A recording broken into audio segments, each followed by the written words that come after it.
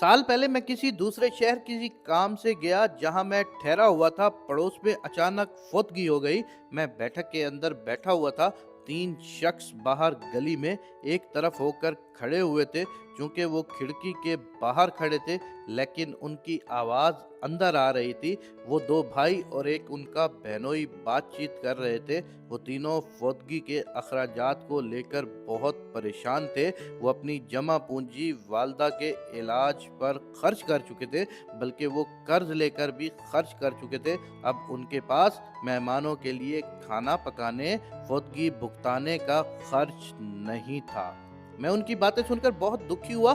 अजब दिली कैफियत हुई। मेरा सर उनके दुखी लबो लहजे और ठंडी आहें सुनकर फटता जा रहा था। मैंने अपने मेज़बान से उनकी परेशानी जिक्र की। मेरे मेज़बान माशाल्लाह काफ़ी साहिब सरवत और वसीउल कल्ब हैं। उन्होंने चुपके से एक मामूली रकम उन पड़ोसियों को हदिया कर दी, बल्कि अपने मुंशी को कहकर 2 दिन का इंतज़ाम करवा दिया।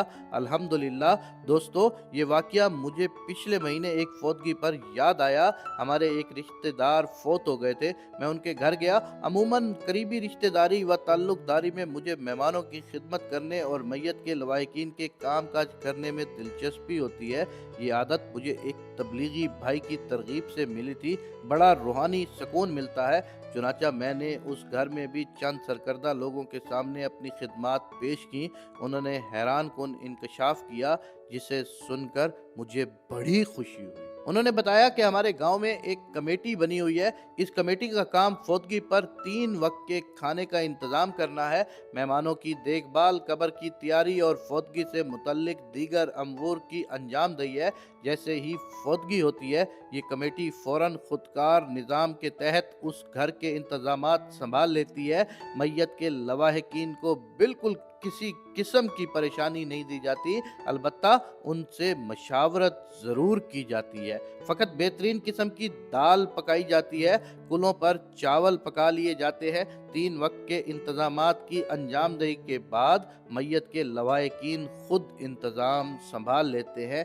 इस कमेटी ने अखराजात पूरे करने के लिए एक बेहतरीन पॉलिसी बनाई हुई है। हर घर से मुबलिग 500 रुपए इकट्ठे किए जाते हैं। इसके अलावा बसा औकात लोग अपने तौर पर मजीद रकम भी चंदा दे जाते हैं। इस माकूल चंदा के बदले में इतना बेहतरीन इंतज़ाम यकीनन इखलास की बरकत से है। इस काबिल तकदीर मिसाल को देखते हुए हमें भी बरादरी की बुनियाद पर कमेटी बनानी चाहिए, या कम अज़ कम महल्ले की बुनियाद पर कमेटी ज़रूर बनानी चाहिए। ये दरअसल भाईचारे की बेहतरीन मिसाल है। मालिक करीम भी इरशाद फरमाते हैं, मुसलमान आपस में एक दूसरे के भाई हैं। आका करीम सल्लल्लाहु अलैहि वसल्लम इरशाद फरमाते हैं, मुसलमान मुसलमान का भाई है, इस पर खुद जुल्म करता है और ना इसे बेयारो मददगार छोड़ता है और ना ही इसे हकीर समझता है।